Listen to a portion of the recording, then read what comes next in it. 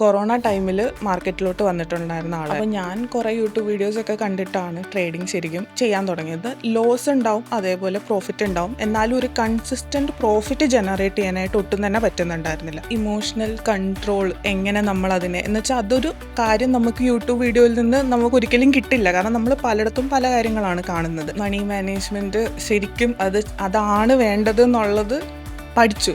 അതൊരു 1 to 1 ഒരാൾ പറഞ്ഞു തരുമ്പോഴാണ് നമുക്ക് കുറച്ചും കൂടെ അത് എഫക്റ്റീവായിട്ട് മനസ്സിലാവുള്ളൂ. തീർച്ചയായിട്ടും കോഴ്സ് ചെയ്യണം, പഠിച്ചിട്ട് തന്നെ ഇതിലോട്ട് വരണം എന്നാണ് പറയാനുള്ളത്. ഹായ് സുമ. ഹായ്, എവിടെയാണ് സ്ഥലം? ഞാൻ ആലപ്പുഴ. ഓക്കെ, എന്താ ചെയ്യുന്നത്? വർക്ക് ചെയ്യണം? ഞാൻ വർക്ക് ചെയ്യുമായിരുന്നു, ഗസ്റ്റ് ലെക്ചറായിട്ട് കോളേജിൽ വർക്ക് ചെയ്യായിരുന്നു. ഇപ്പം കംപ്ലീറ്റ് ആയിട്ട് ട്രേഡിങ്ങിലോട്ട് മാറിയിരിക്കുകയാണ്. അങ്ങനെ കംപ്ലീറ്റ് ആയിട്ട് ട്രേഡിങ്ങിൽ മാറാനായിട്ടുള്ള റീസൺ?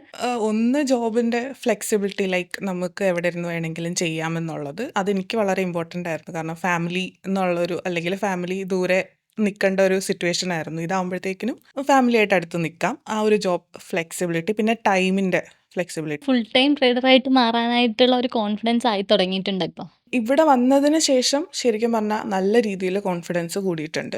കാരണം ഞാൻ കൊറോണ ടൈമിൽ മാർക്കറ്റിലോട്ട് വന്നിട്ടുണ്ടായിരുന്ന ആളായിരുന്നു. എനിക്ക് അതിന് മുന്നേ ഇതിനെപ്പറ്റി ഒരു ധാരണയില്ലായിരുന്നു. അപ്പം ഞാൻ കുറേ യൂട്യൂബ് വീഡിയോസ് ഒക്കെ കണ്ടിട്ടാണ് ട്രേഡിംഗ് ശരിക്കും ചെയ്യാൻ തുടങ്ങിയത്. ലോസ് ഉണ്ടാവും, അതേപോലെ പ്രോഫിറ്റ് ഉണ്ടാവും. എന്നാലും ഒരു കൺസിസ്റ്റന്റ് പ്രോഫിറ്റ് ജനറേറ്റ് ചെയ്യാനായിട്ട് ഒട്ടും തന്നെ പറ്റുന്നുണ്ടായിരുന്നില്ല. പക്ഷെ ഇവിടെ വന്നതിന് ശേഷം കുറേ കാര്യങ്ങൾ മനസ്സിലായി. ഒന്ന്, ഇമോഷണൽ കൺട്രോൾ എങ്ങനെ നമ്മൾ അതിനെ എന്ന് വെച്ചാൽ അതൊരു കാര്യം നമുക്ക് യൂട്യൂബ് വീഡിയോയിൽ നിന്ന് നമുക്ക് ഒരിക്കലും കിട്ടില്ല. കാരണം നമ്മൾ പലയിടത്തും പല കാര്യങ്ങളാണ് കാണുന്നത്.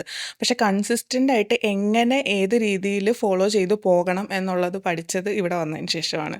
അതിൽ ഏറ്റവും കൂടുതൽ പറയേണ്ടത് നീതു മാമിൻ്റെ തന്നെയാണ്. നീതു മാം പ്രോപ്പറായിട്ടുള്ളൊരു സെറ്റപ്പ് ജനറേറ്റ് ചെയ്ത് അതിനെ ഇമോഷൻസ് കൺട്രോൾ ചെയ്ത് കൊണ്ടുപോകണം എന്നത് സ്ട്രിക്റ്റ് ആയിട്ട് തന്നെ പറഞ്ഞു പഠിപ്പിച്ചത് കൊണ്ട് അതിൽ നിൽക്കാൻ ഇപ്പോൾ പറ്റുന്നുണ്ട്.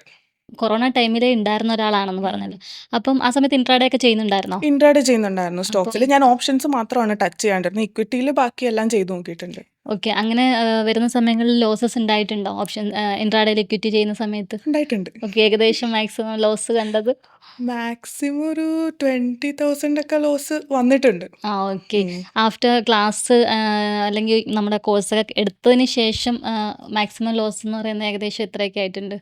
അത് നമ്മൾ പ്ലാൻ ചെയ്യുന്ന കറക്റ്റ് സ്റ്റോപ്പ് ലോസ് അതിനുള്ളിൽ തന്നെ നിന്നിട്ടുണ്ട്. അപ്പൊ അത്രയും വലിയൊരു ലോസ് കണ്ടിട്ടില്ല. ഇല്ല. ഓക്കെ.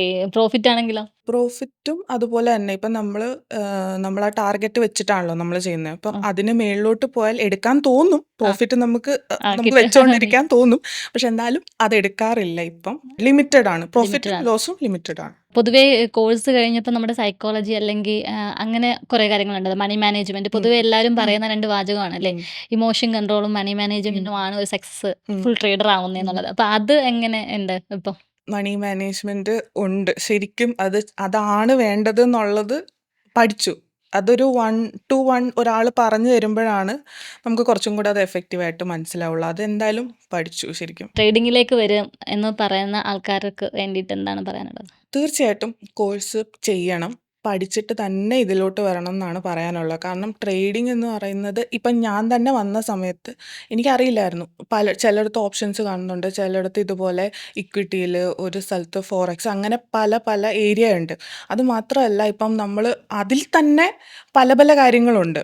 ഇപ്പം ഓപ്ഷൻ സെല്ലിങ് ചെയ്യണോ, അതോ ബൈയിങ് ചെയ്യണോ, അതോ ഇപ്പം ഇക്വിറ്റിയിൽ ചെയ്യണോ, എന്താണെന്നുള്ളത് നമ്മൾ തന്നെ അത് പഠിച്ച് അനലൈസ് ചെയ്ത് ആ ഒരു ഏരിയ കണ്ടുപിടിച്ചതിന് ശേഷം അതിൽ നമ്മൾ ഒരു സ്ട്രാറ്റജി ബിൽഡ് ചെയ്ത്, അല്ലെങ്കിൽ അതിൽ നമ്മൾ കൺസിസ്റ്റൻ്റ് ആയിട്ടൊരു ഇൻകം ജനറേറ്റ് ചെയ്യാൻ ട്രൈ ചെയ്യുമ്പോൾ മാത്രമേ എനിക്ക് തോന്നുള്ളൂ, ഞാൻ മനസ്സിലാക്കിയത് അതാണ്, എനിക്ക് തോന്നുള്ളൂ ഒരു പ്രോപ്പർ ഇൻകം ഇതിൽ നിന്ന് വരുള്ളൂ. അല്ലാതെ നമ്മൾ ഒരു എയിമില്ലാതെ പോകുന്നതിൽ കാര്യമില്ല. ഓക്കെ, അപ്പം പഠിച്ചിട്ട് ചെയ്യണം.